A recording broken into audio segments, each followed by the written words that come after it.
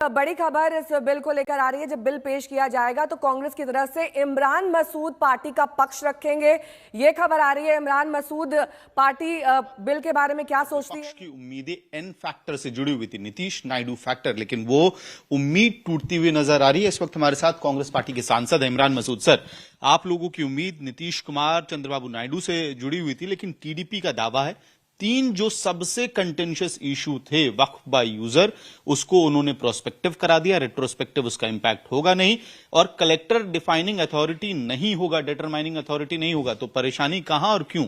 देखिए, कलेक्टर नहीं होगा लेकिन डेजिग्नेटेड ऑफिसर होगा। कलेक्टर नहीं होगा बट डेजिग्नेटेड ऑफिसर होगा, नंबर 1।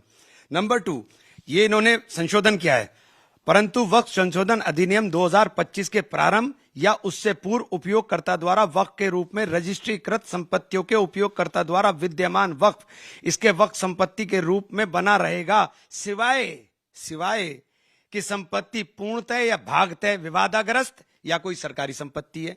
उत्तर प्रदेश इसका सबसे बड़ा उदाहरण है। 14,500 हेक्टेयर लैंड में से 11,500 हेक्टेयर लैंड उत्तर प्रदेश सरकार ने सरकारी संपत्ति घोषित कर दी है। 11,500 हेक्टेयर, लगभग 78%, जिसमें ईदगाह, कब्रिस्तान, खानका, इमामबाड़ा और पुरानी मस्जिदें उसके अंदर शामिल हैं। तो आप मुझे बताइए, ये आपने क्या करा दिया? ये तो पूरा का पूरा हो गया, तय करेगा डेजिग्नेटेड ऑफिसर। वो तय कब करेगा, इसकी कोई समय सीमा नहीं। तो ये पूरी तरीके से बुलडोज हो रहा है। और बराए करम, बराए मेहरबानी, आपको सरकारें चलानी है, आप सरकारें चलाने के लिए कुछ कह रहे हो, लेकिन ये मत कहिए कि हमने चेंज करा दिया। आपने चेंज नहीं कराया। ये मुसलमान के ऊपर सबसे बड़ा हमला है। ये सारी प्रॉपर्टीज को खुर्द-बुर्द करने की तैयारी है।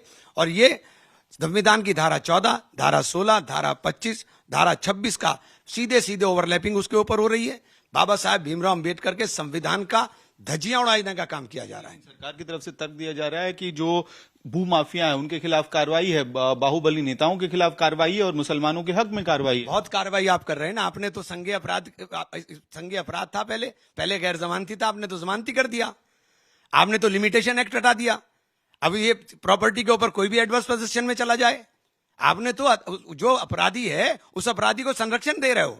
आप हटाने की कहां बात करो? आपने कहां इसमें शिक्षा की बात करी? आपने कहां महिलाओं की बात करी? 2 महिलाओं का पहले था, 2 महिलाएं अब रहेंगी। आपने कहां बात की इनकी? आप लोगों को भड़काने का काम मत करिए। ये मेरे हाथ में दस्तावेज है और दस्तावेज अपना आप बोल रहा है, कुछ कहने की जरूरत नहीं है। टीडीपी एक और मसले पे आपके साथ आते हुए दिख रही है। वो कह रही है कि जो नॉन मुस्लिम मेंबर्स को बोर्ड पे लाने का मामला है वो राज्य सरकारों पे छोड़ देना चाहिए, उसको इस बिल में, इस अमेंडमेंट को ऐड किया जाना है। नहीं, आप एक बात बताइए, राज्य सरकार पर भी छोड़ के क्या होगा? 22 मेंबर बनेंगे, 22 में से 12 गैर मुस्लिम हो सकते हैं। बोर्ड हमारा, संपत्ति हमारी, और हमारे ऊपर, हमारे पास कुछ रहेगा नहीं। सब हमसे ये सारी चीजें हम पर ही क्यों लागू हैं? कोई दूसरा बोर्ड आप बता दिए जिसके अंदर ये प्रावधान हो कि कोई दूसरे धर्म का आदमी रह सकता है। मुसलमानों के बोर्ड के ऊपर क्यों ये बात है? आखिर में sir, Congress party India block की रणनीति क्यों? क्योंकि नंबर्स आपके पास नहीं है और सरकार आपको विरोधी बता रही है, जो चेंजेस हैं उसकी विरोधी। देखिए, आप संख्या बल के आधार के ऊपर हमें बुलडोज कर रहे हो। हम कोर्ट जाएंगे अगर आप यहां बुलडोज करोगे। प्रधानमंत्री जी से भी आग्रह करूंगा कि देश के मुसलमान आप ही के हैं, हम आप ही के हैं। हमें 600 रुपए की किट की सौगात नहीं चाहिए। हमें यह सौगात दीजिए, जो हमारे संरक्षण है वो कीजिए, जो हमारे अधिकारों का संरक्षण है वो कीजिए। सबसे बड़ा मुद्दा इसी को मानता है। सबसे बड़ा मुद्दा, इससे बड़ा कोई मुद्दा नहीं है। ये सब कुछ खत्म हो जाएगा। ये तो सब कुछ खत्म कर दिया।